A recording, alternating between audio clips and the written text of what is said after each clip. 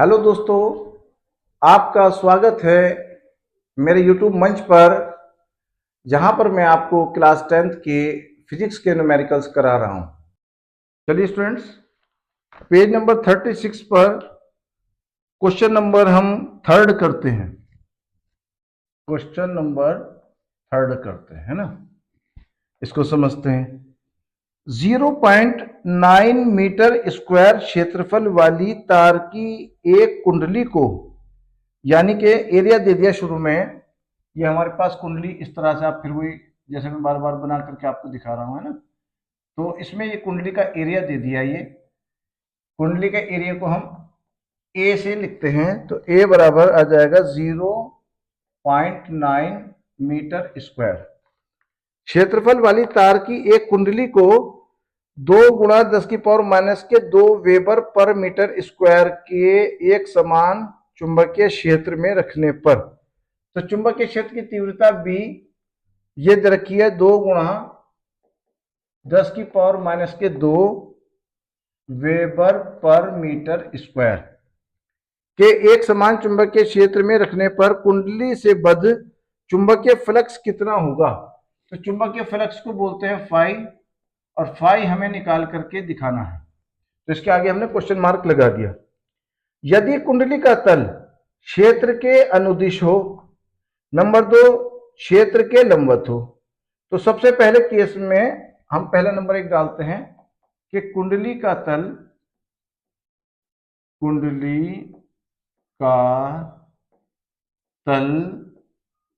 क्षेत्र के अनुदिश हो। अनुदिश का मतलब उसी दिशा में, तो कुंडली का तल जो है उसी दिशा में हो जिस दिशा में चुंबकीय क्षेत्र है। तो हम देखते हैं, ये रहा। तो कुंडली का तल तो ये देख रहे हैं आप, तो कुंडली का तल जो है उसी दिशा में है जिस दिशा में, ये देखो सीधा सीधा जो ना चुंबकीय क्षेत्र की दिशा ये रही, और कुंडली का तल इसी तरह से रखा गया। आप सब ऐसे देख सकते हो चाहे, ठीक है। तो कुंडली का तल हमारे पास चुंबकीय क्षेत्र की दिशा में ही दिखाई दे रहा है। तो कुंडली के तल पर जो खींचा गया ये लंब है, ये लंब और चुंबकीय क्षेत्र, उसके बीच में 90 डिग्री का एंगल बनेगा। तो यहां पर हम क्या करेंगे कि थीटा की वैल्यू 90 डिग्री रख देंगे। तो अब हम इसमें फार्मूला लगाते हैं, फाई इज इक्वल टू, यहां पर कुंडली के अंदर जो है ना चक्करों की संख्या नहीं दे रखी, तो आप बस एक ही रखेंगे। तो फार्मूला हमारे पास NBA cos थीटा, ये हमारे पास फार्मूला हो गया, सूत्र। इसको इंग्लिश में मैं फार्मूला बोल दिया, है ना। तो n की वैल्यू जब दे ही नहीं रखी तो यहां पर आप 1 रख दो, और b की वैल्यू हमारे पास आ जाएगी 2 गुणा 10 की पावर माइनस के 2, और a की वैल्यू आ जाएगी 0.9 और cos और थीटा, तो थीटा जो है 90 डिग्री। तो हम जो भी यहाँ पर ये सारी मल्टीप्लाई होकर के आएगा उसको यहाँ रखेंगे, मगर cos 90 की वैल्यू हमारे पास कितनी होती है, वो होती है 0। तो जब हम यहाँ पर क्या करेंगे कि 0 लिखेंगे, तो जो भी चीज यहाँ लिखी हुई होगी उस सारे नंबर को जब 0 से मल्टीप्लाई करेंगे तो टोटल आंसर 0 ही आ जाएगा। तो phi is equal to 0 weber, ये पहला आंसर आ गया। ठीक है, देखिए, ठीक है। अब हम क्या करते हैं, इसका सेकंड पार्ट करते हैं। इस क्वेश्चन का जो सेकंड पार्ट है ये हमने डाल दिया सेकंड पार्ट। अब क्या कह रहे हैं, क्षेत्र के लंबवत हो, तो कुंडली का तल क्षेत्र के लंबवत यानी कि परपेंडिकुलर हो। तो अब कुंडली के तल को हम देखते हैं कि कुंडली का तल अगर हम परपेंडिकुलर करते हैं, तो ये रहा हमारे पास कुंडली का तल, ये रहा ना। तो इस तल को हमने ऐसे रख दिया। ये कैसे हो गया, ये क्षेत्र के एकदम लंबवत हो गया, यानी कि 90 डिग्री का बना रहा है एंगल।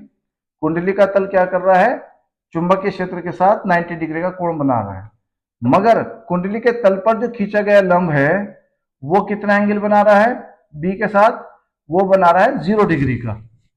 तो हमारे पास हम यहाँ थीटा की वैल्यू 0 डिग्री लिख देंगे। तो अब फार्मूला वही, phi is equal to N B A cos theta, और यहाँ पर एन की वैल्यू वही ए की रखेंगे क्योंकि दे नहीं रखी। तो बी की वैल्यू हमारे पास कितनी आ गई, 2 गुणा 10 की पावर माइनस के 2, और ए की वैल्यू हमारे पास आ गई 0.9, और कॉस थीटा, तो कॉस थीटा, तो थीटा कॉस 0 डिग्री लिख दी। अब क्या काम करेंगे, 2 की तो हमने इससे 1 से गुणा करी, 2 एकम 2, और जब 2 की 9 से गुणा करी तो ये आ जाएगा 18, और एक अंक के बाद दशमलव है तो एक अंक के बाद दशमलव हमने यहां लगा दिया। तो हमारे पास ये सब चीज की गुणा हो गई, और यहां पर 10 की पावर माइनस के 2 भी लिख दिया, और cos 0 डिग्री, तो cos 0 डिग्री की वैल्यू होती है 1, तो ये 1 लिख दी। तो यह आंसर आ गया 1.8 इंटू 10 की पावर माइनस के 2 वेबर। ये फाई, सब जगह हमने फिर फाई इसी तरह से ये फाई बना दिया। ये हमारा सेकंड पार्ट भी हो गया। चलिए स्टूडेंट्स, पेज नंबर 36 पर ही क्वेश्चन नंबर 7 है, इसी फार्मूले के ऊपर ये लास्ट क्वेश्चन है।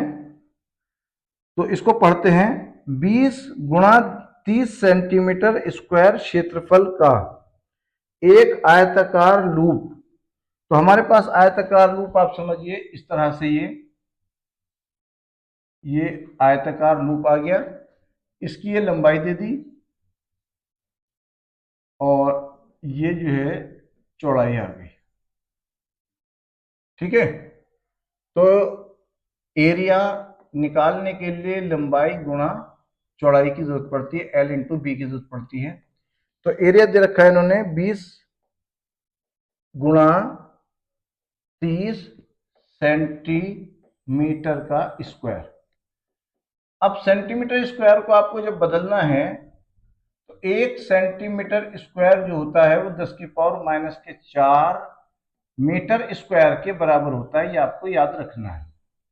तो हमें क्या काम करना है, ये जो एरिया है इसको कन्वर्ट करना है मीटर स्क्वायर में। तो ये 20 ऐसे ही लिख दो आप, 30 ऐसे ही लिख दो। तो सेंटीमीटर स्क्वायर को जब हटाएंगे, 1 सेंटीमीटर स्क्वायर जो होता है 10 की पावर माइनस के 4 यहाँ पर लिख देंगे, और ये मीटर स्क्वायर एरिया आ गया। ये ठीक हो गया है ना। अब आगे पढ़ते हैं। एक आयताकार loop 0.3 weber per metre square के, तो ये चुंबकीय क्षेत्र आ गया वेबर पर मीटर स्क्वायर। यहां आप देख ही सकते हैं कि वेबर पर मीटर स्क्वायर जो है वो हमारे पास चुंबकीय क्षेत्र की तीव्रता है, यानी कि बी है। तो बी की वैल्यू दे रखी है इन्होंने, कितनी इन्होंने दे रखी है 0.3 weber per metre square, 0.3 weber per metre square. ठीक है, एक समान चुंबकीय क्षेत्र में स्थित है, लूप से बद्ध चुंबकीय फ्लक्स ज्ञात कीजिए। यानी कि फाई की वैल्यू हमें निकाल करके दिखानी है। और आगे क्या क्या रखा है, ज्ञात कीजिए जब लूप का तल क्षेत्र के लंबवत है।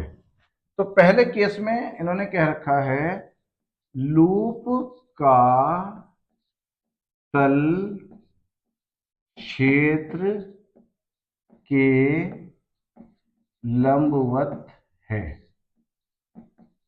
ठीक है, अब क्षेत्र के लंबवत है, तो अब इस बात को हम समझते हैं कि लूप हमारे पास ये आयताकार आप देख रहे हैं, ये रही लंबाई, ये आ गई चौड़ाई, तो ये आयताकार लूप हो गया है ना। तो आयताकार लूप जो है हमने कैसे रखा, चुंबकीय क्षेत्र जो जा रहा है हमारे पास, ये चुंबकीय क्षेत्र ये रही रेखाएं, और इसमें क्या करा कि कुंडली का तल हमने या लूप का तल जो है वो इस तरह से खड़ा रख दिया, लंबवत हो गया है ना। तो इस केस में क्या हुआ कि चुंबकीय क्षेत्र की जो डायरेक्शन है उसमें, और ये जो लंब है इसमें कितना एंगल बन रहा है, 0 डिग्री का। तो थीटा की वैल्यू हमारे पास 0 डिग्री की वैल्यू बन गई, थीटा की वैल्यू 0 हो गई। तो अब फार्मूला लगाते हैं, phi is equal to B A cos theta. तो ये फार्मूला हमारे पास, यहां लूप के लिए एन की वैल्यू एक ही होती है, आप लगा दो phi is equal to N B A. तो लूप के लिए लूप के लिए क्या होता है, n इज इक्वल टू 1 होता है। तो हमने n की वैल्यू क्या करी, 1 रखी, और b की वैल्यू हमारे पास आ जाएगी 0.3, और a की वैल्यू आ जाएगी हमारे पास ये 20 गुणा 30 गुणा 10 की पावर माइनस के 4, और कॉस थीटा, कॉस, तो थीटा की जगह पर 0 डिग्री लिख दो। अब क्या करेंगे भाई, अब हम इस जो 1 0 ये है, 1 0 ये है, तो 2 0 तो ये आ गए, 3 की 2 से गुणा कर दो, 3 दूनी 6, और 6 की इस 3 से गुणा कर दो, 6 तिया 18। ठीक है, ये कितना आ गया भाई हमारे पास, 3 दूनी 6 और 6 तिया 18, तो 1.8 तो ये आ गया, और गुणा ये जो 1 0 मिलकर के 100 हो गया था ना, तो 10 की पावर माइनस के 4 ऐसे लिखा, और cos 0 डिग्री, तो cos 0 डिग्री आप लिख दो 1, सही है। अब क्या करो, 1.8 ऐसे का ऐसे ही लिखो, ये जो 100 है ये 10 की पावर 2 लिख देंगे इसको, 100 बराबर जो होता है 10 की पावर 2 होता है, तो इसका मतलब हुआ 10 की पावर 2, और 10 की पावर माइनस के 4 यही, और जब 1 से गुणा करेंगे तो एक तो खत्म हो जाएगा, ये यही चीज आ जाएगी, तो 10 की पावर 2 और 10 की पावर माइनस के 4, तो ये 10 की पावर माइनस के 2 बचेंगे, क्यों, माइनस की तो 4 है पावर, और प्लस की 2 है, तो माइनस की 2 बचेंगे, तो 1.8, तो 1.8 इंटू 10 की पावर माइनस के 2 वेबर, ये इसका आंसर आ जाएगा। यहां पर हमने क्या करा, यहाँ 5 5 5 और ये 5 हमने सब जगह लिख दिया, ठीक है, ये आंसर आया। ठीक है, अब हम इसका जो सेकंड पार्ट है वो काफी इंपॉर्टेंट है, उसको करते हैं। क्वेश्चन नंबर 7 का जो सेकंड पार्ट है उसको समझते हैं। क्या कह रहे हैं, क्षेत्र से 30 डिग्री के कोण पर झुका हो, लूप का तल क्षेत्र से 30 डिग्री के कोण पर झुका हो, झुका हो, ठीक है। अब हम इसको 30 डिग्री के कोण पर झुकाते हैं। आप देखिए ये कुंडली का तल तो हमारे पास ये क्षेत्र के साथ मान लीजिए यहां पर ये 30 डिग्री के, ये इस तरह से, तो ये 30 डिग्री का कोण बना रहा है, कौन, कुंडली का तल, ये रहा है कुंडली का तल। तो आप समझ सकते हैं कि ये जो अभिलंब है, ये रहा हमारे पास अभिलंब, यानी कि जो कील है, तो कुंडली के तल पर जो अभिलंब है वो क्षेत्र के साथ 60 डिग्री का कोण बनाएगा। इस बात को आपको समझना है कि जो कुंडली का तल है वो क्षेत्र से कितना कोण बना रहा है, ये रहा क्षेत्र, इसके बीच में 30 डिग्री का कोण बना रहा है। तो ये जो कुंडली के तल पर जो खींचा गया लंब है ये क्षेत्र के साथ 60 डिग्री का कोण बनाएगा, क्योंकि पूरा कोण हमारे पास 90 डिग्री था, तो जोड़ करके हमारे पास ये इस कोण को और इस कोण को जोड़ करके 90 डिग्री लाना है हमें, तो 30 डिग्री तो ये आ गया, और 90 में से घटा करके 60 डिग्री हमारे पास ये आ गया, तो हमें ये वाला कोण रखना है। क्यों, क्योंकि बी के साथ जो लंब है हमारा, ये रहा लंब, ये कितना कोण बना रहा है, 60 डिग्री। तो अब हम इसको रखते हैं, तो थीटा की वैल्यू हमारे पास 60 डिग्री आ जाएगी। तो अब इसको रखते हैं, phi is equal to N B A cos theta, ये हमारा फार्मूला आ गया। तो एन की वैल्यू तो वही लूप के लिए 1 रखेंगे, है ना, एन की वैल्यू लूप के लिए 1 हो गई, और बी की वैल्यू हमारे पास आ गई 0.3, और ए की वैल्यू हमारे पास कितनी आ गई, ये रही 20 गुणा 30 गुणा 10 की पावर माइनस के 4, और कॉस थीटा, तो कॉस हमारे पास ये रहा, और थीटा की वैल्यू हमने क्या रखी, 60 डिग्री रखी।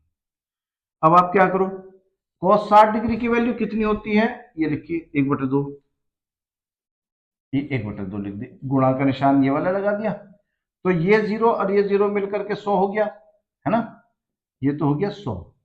ये हमारे पास 10 की पावर माइनस के 4 हो गया। यहां तक क्लियर है। अब इस 3 की, ये जो 3 बचा था और ये जो 2 है, 3 की इस 2 से गुणा करो, 3 दूनी 6, उस 6 की 0.3 से गुणा कर दो तो 1.8 आ जाएगा। और ये एक तो खत्म हो जाएगा ना, एक से तो जब इसकी मल्टीप्लाई करेंगे तो एक यही आ जाएगा जो नंबर है ना। अब हमारे पास 1.8 ऐसे ही, और 10 की 100 का मतलब हो गया 10 की पावर 2 और 10 की पावर माइनस के 4 और गुणा ये 1/2। अब क्या करेंगे कि 10 की पावर प्लस के 2 और 10 की पावर माइनस के 4, तो ये तो हो जाएगा 10 की पावर माइनस के 2, ये पावर तो हो गई 10 की पावर माइनस के 2 बची। इस 2 से जब आप इसको काटोगे 1.8 को, तो ये आ जाएगा 0.9। तो ये हमारा आंसर आया 0.9 इंटू 10 की पावर माइनस के 2 वेबर। तो हमारे पास ये फाई निकल करके आ गया, ये फाई निकल करके आ गया, ये हमारा सेकंड आंसर हो गया। तो दोस्तों हमारे पास इस वाले फार्मूले के ऊपर phi is equal to N B A cos theta वाले फार्मूले के ऊपर इस चैप्टर के क्वेश्चन, सारे क्वेश्चन हो गए। तो अगर आपकी नॉलेज कुछ बढ़ी हो और आपको अच्छा लगा हो, हमारा पढ़ाने का तरीका अगर आपको अच्छा लगा हो, तो आप इस चैनल को ज़रूर सब्सक्राइब करिए और अपने दोस्तों के साथ शेयर ज़रूर करिए, जिससे कि सभी लोगों का फ़ायदा होगा। और हम बहुत ही स्टेप बाय स्टेप, बहुत आराम आराम से, थोड़ा समय तो ज़्यादा लग सकता है, लेकिन क्या है कि थोड़ा सा समय लगना ज़्यादा परेशानी वाली बात नहीं है, मगर समझ में आना वो बहुत बड़ी बात है।